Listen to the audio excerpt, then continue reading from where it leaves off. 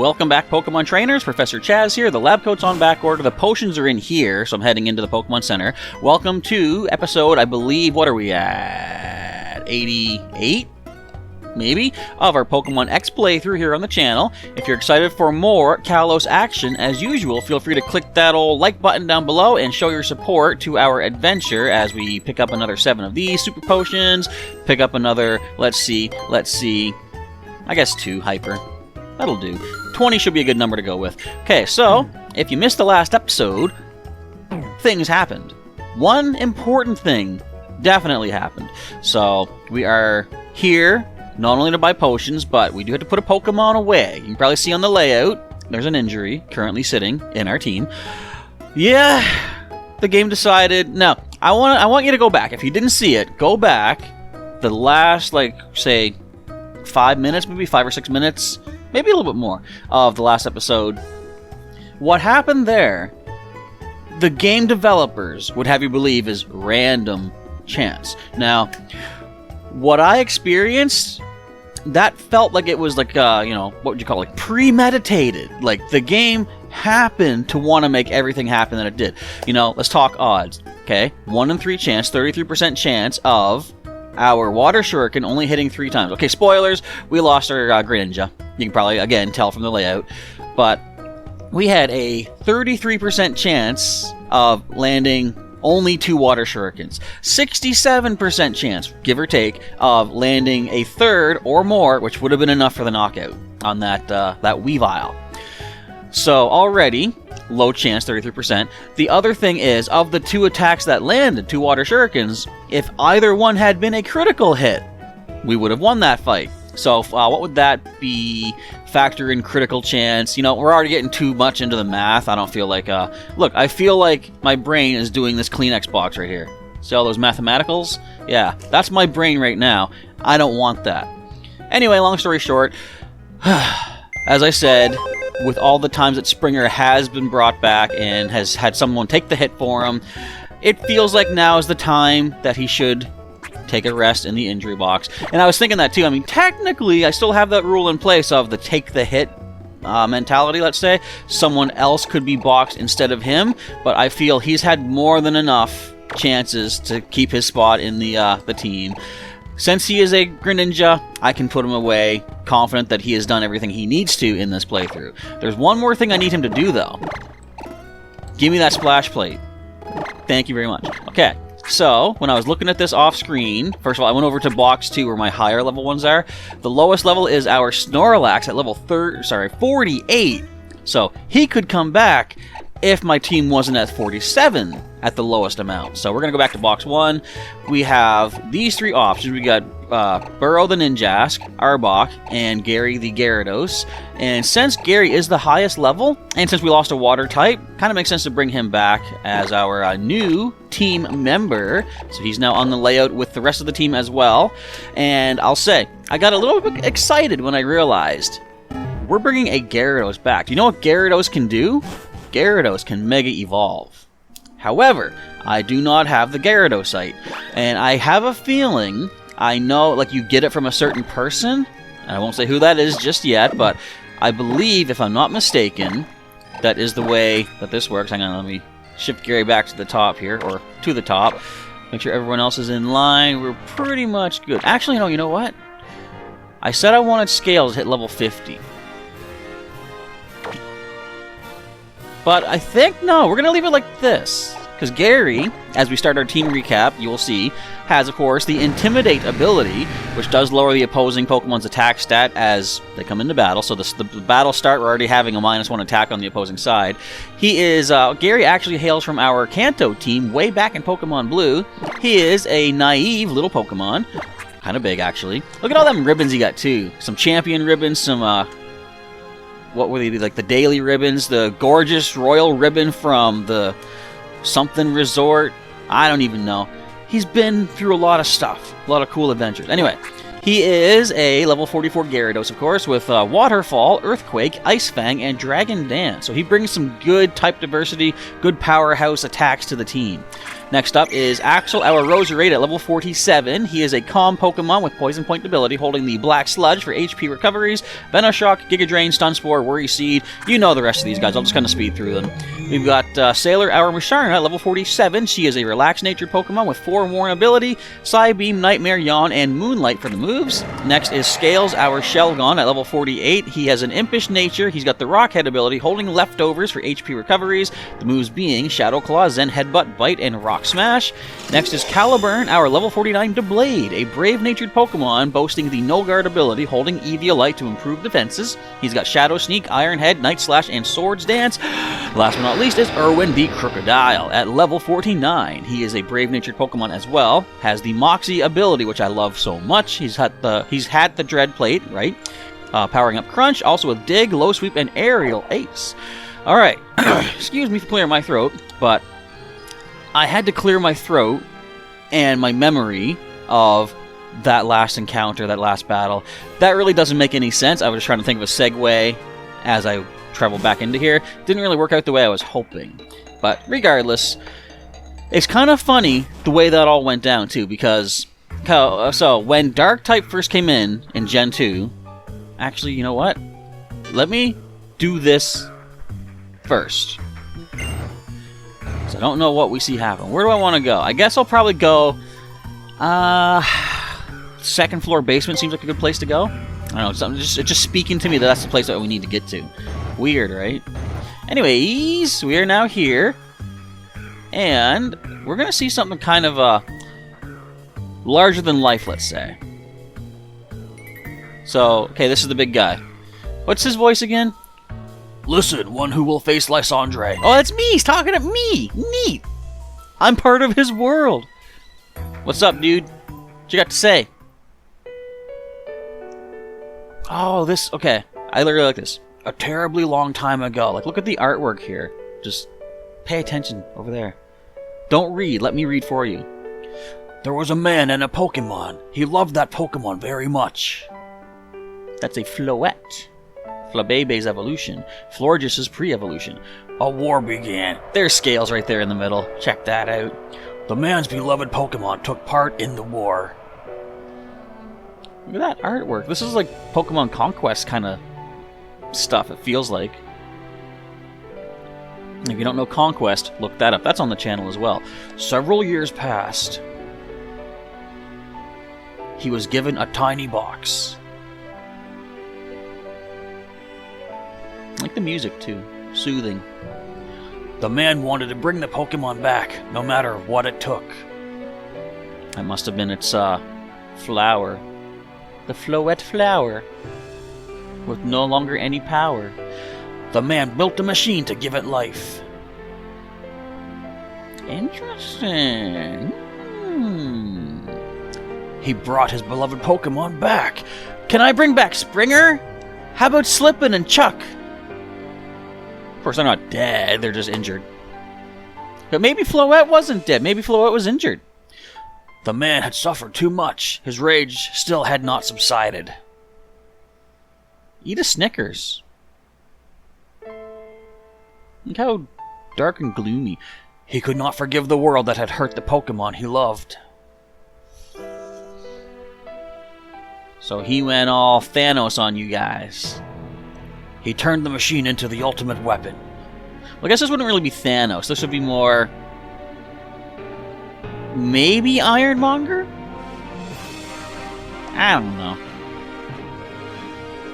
Hey, this looks kind of familiar. This looks like something that I've seen about, like, 67, 68 times before. Except artified. The man became a bringer of destruction that ended the war. Good for you, man. Well, partial credit, we'll say. The Pokemon that was given life must have known. Known what? Look how sad it is. That the lives of many Pokemon were taken to restore its life. Yeah. That'd be a bummer. The resurrected Pokemon left the man. I've never been good at saying that word. I apologize, one who will face Lysandre. Just roll with it.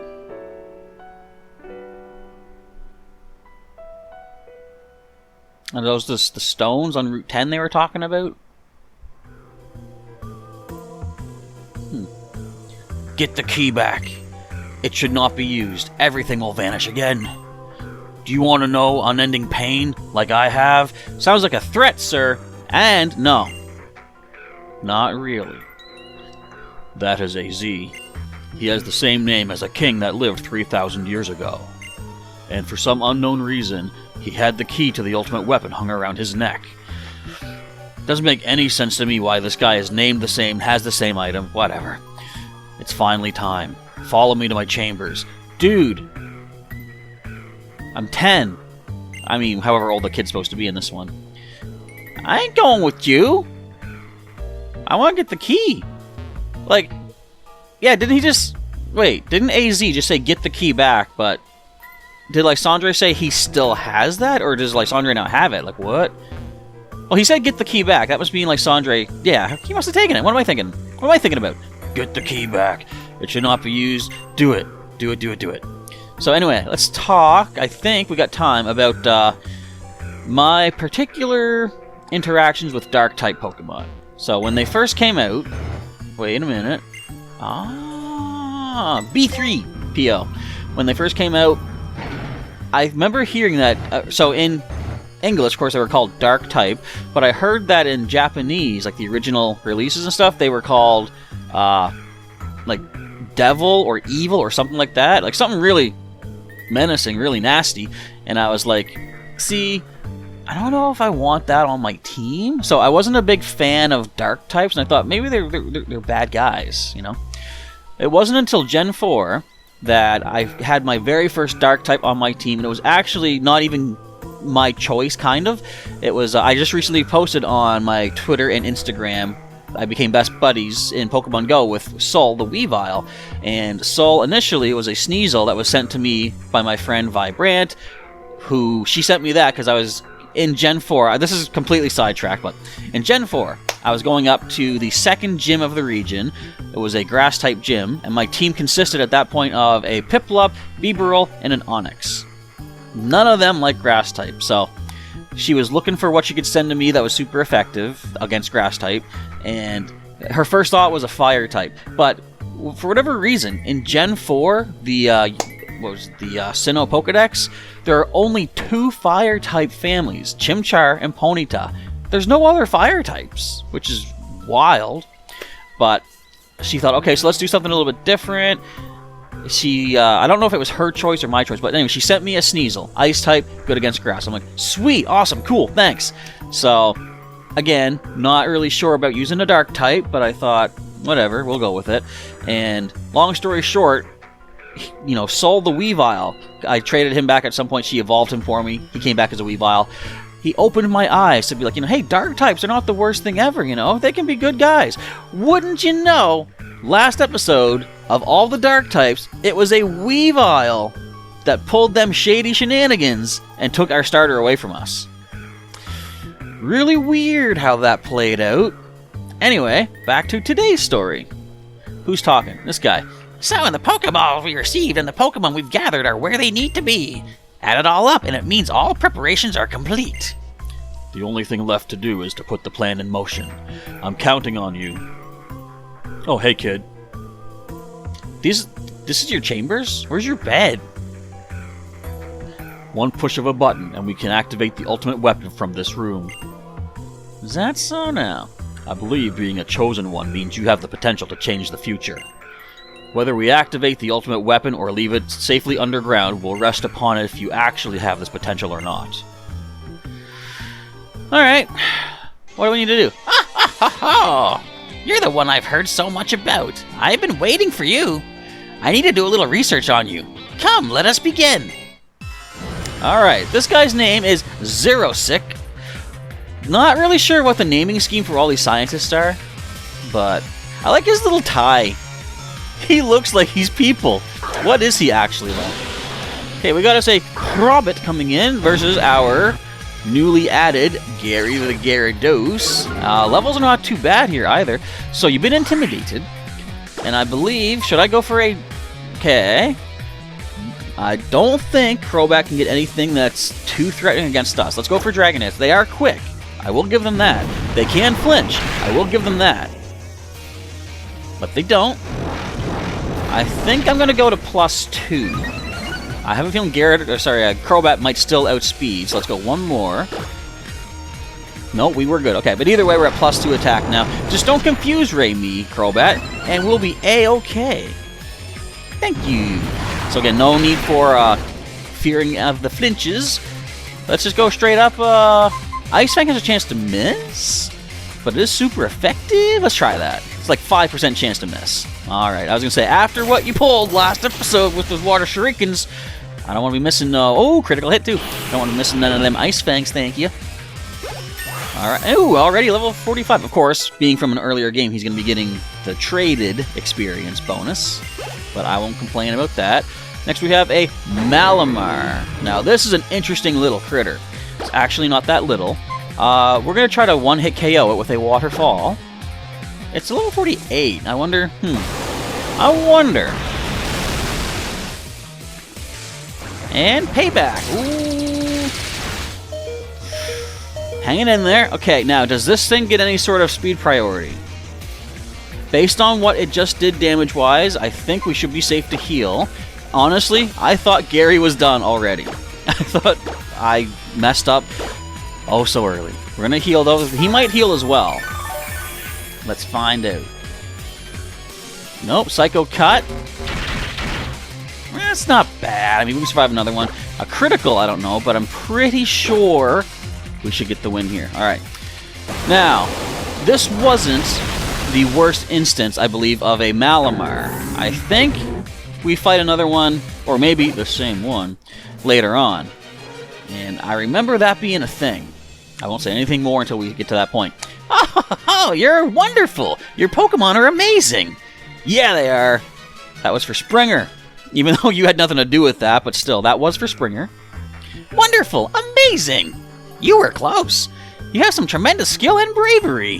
When you add that up... I read that right. Why did I second guess myself? When you add that up, it means I will tell you something very interesting. It happened 3,000 years ago. I know because someone I know was there. The ultimate weapon was used to put an end to the war in an instant. If we use that incredible power, we can finally free Kalos of the foolish humans that plague it. Behind me, you'll find a red button and a blue button. One of them takes you further down the rabbit hole. One of them is the button for activating the ultimate weapon. Push one now. Come on, push one. Okay. I need your help out there, folks.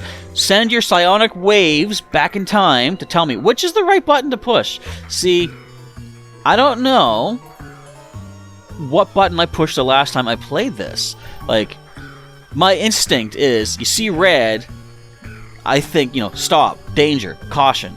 Where, say, like a red stoplight, cars stop. Generally, unless it's the one across the street by the community center where they just drive through anyway and it's a really bad traffic hazard. Or things like red warning light, the system's malfunctioning or something. So to me, blue is like a nice calming, soothing kind of a color. You look at it, you're thinking, nothing can go wrong with blue. Think of the ocean. Nothing goes wrong to people that are in the ocean. Smooth sailing. Unless the sailboat sinks. Yeah, so blue might not be great either, but I feel like my instinct would have been to hit blue the first time, and I remember what that led to my first playthrough, so I'm actually going to push the red button.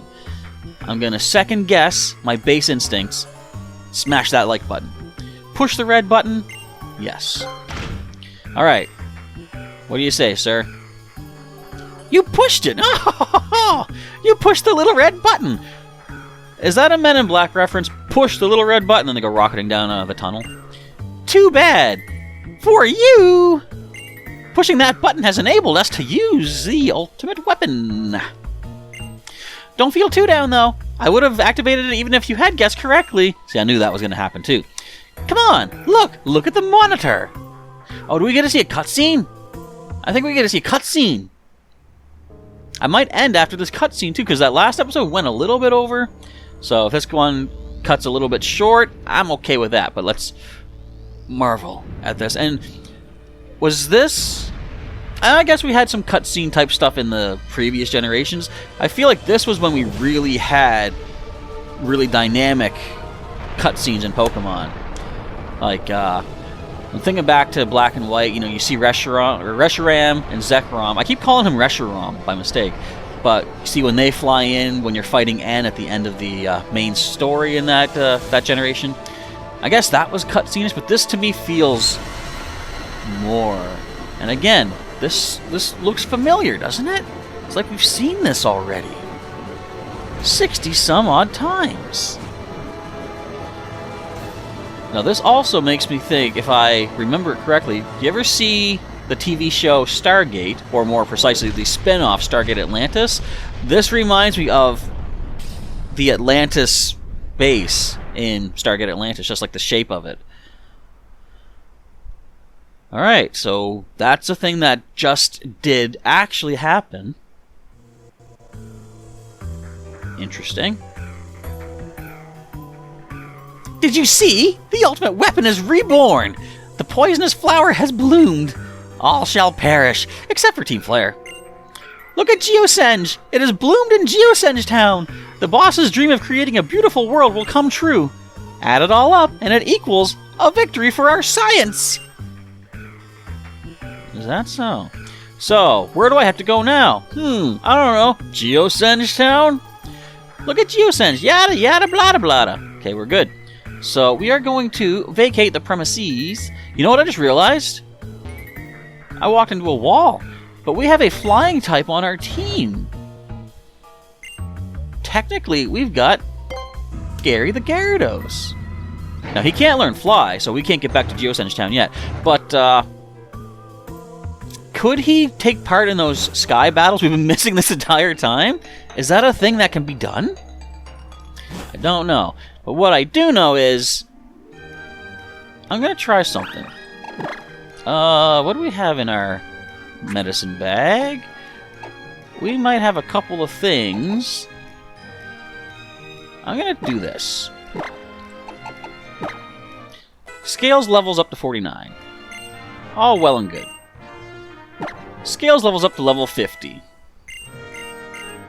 Wants to learn Crunch. Okay, what do we want to get rid of? I guess Bite, since we don't really have many chances to rely on flinching. And the attack stat is 123, 135 defense. Why am I making note of all of the stuff, you might be wondering? Well, I'll tell you why. Because now that we have Crunch, it's finally time. I wanted this to happen through battling, but I'm okay with it happening outside of battle. Because I believe you can't get to Geosenge Town unless you fly. I'm pretty sure Team Flare, the grunts, are blocking all, walkways into that city. So we need a flying Pokemon. It's about time we get one. Scales the Salamence is now here. Wants to pick up Fly. Alright, let's swap out, I think, Rock Smash. I think that's a forgettable move right now. We didn't check the stats yet. Hang on. So, as it turns out, I'm looking at the time. This episode is going about the same length as the usual episode, which is okay with me. No problems here. Okay, so let's take a quick look at them stats for our new Salamence. And then we got something to do. So the attack is now up to 163. Yeah, defense does go down considerably. But, as you see, Intimidate is the ability now. So we are going to get the attack drop as he comes into battle. So, now there's only one thing left to do, but let's immediately use that new Fly attack and head on over to... where is it? Geosenge Town. This is where it's all going to come down to here, folks. And look at Scales. Look at those feathers. Look at that amazing feathered dragon type. Wouldn't it be neat if they actually had different models for each... well, technically they have different models for each species, but, flying models or whatever. Okay, so yeah, that's going to be it for today's episode. Quite a lot of stuff is going down, and there's even more to go in the next few episodes, which I'll be recording later today, but you gotta wait over the next few days to see what happens. So, with that, I want to say thank you, folks, for watching today's episode of Pokemon X as the excitement is starting to build. If you enjoyed today's episode, of course, feel free to click that like button down below to show your support. And if you are new to the channel and would like to subscribe for more regular content, you know what to do. Just click that old subscribe button, click the bell button next to there as well to get your updates when new videos and such are coming your way. And if you would like to help sponsor our channel and support my adventures through the world of Pokemon, click the join button down below and take a look-see at what perks may be of interest to you for our 2 tiers we have set up and available to sign up at. Also, anything here on the channel, feel free to share across social media, get more people coming here and checking out the adventures as we go through them. Alright, but that is it for the time being. Thank you, folks, for watching once again today's episode. Professor Chaz is signing off, and I will catch you next time here in Geosenge Town.